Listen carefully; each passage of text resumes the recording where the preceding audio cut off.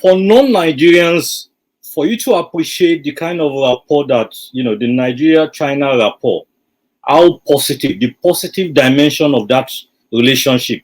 The moment you get into probably the major international airport, whether it is Abuja, Lagos, you notice the presence of Chinese, you notice the presence of China easily, because you see the airport being constructed, you see Chinese construction firms working on the airport.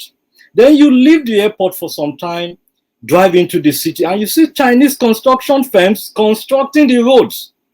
You move further a little bit, then you see the new rail tracks being constructed by China. And something that's, something that is emerging, and that this is more or less the new dimension of China-Nigeria relations. You see this China now going on campus. At Lagos State University, for instance, where I teach, one of the biggest libraries in the country, and think about this, one of the biggest libraries in the country will be built in my university, and it is being built by who? By the Chinese. So you can imagine what, the multiplier effect of that, when China builds. But it goes beyond that.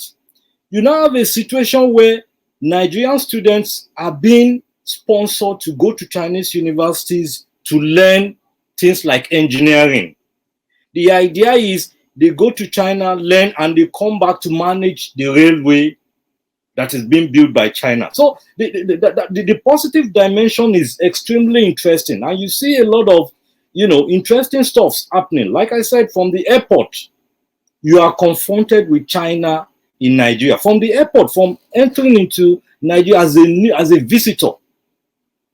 You leave the airport, you move forward a little bit, you're walking, you are driving on Chinese constructed roads.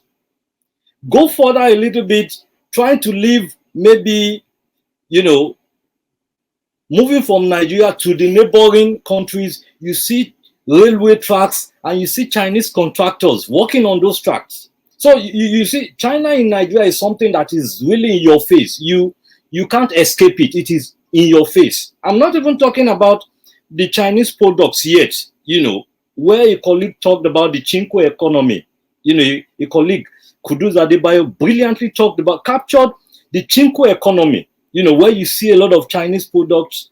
So the positives is in your face. You see China in Nigeria and you understand the kind of relationship from the airport going into the hinterland.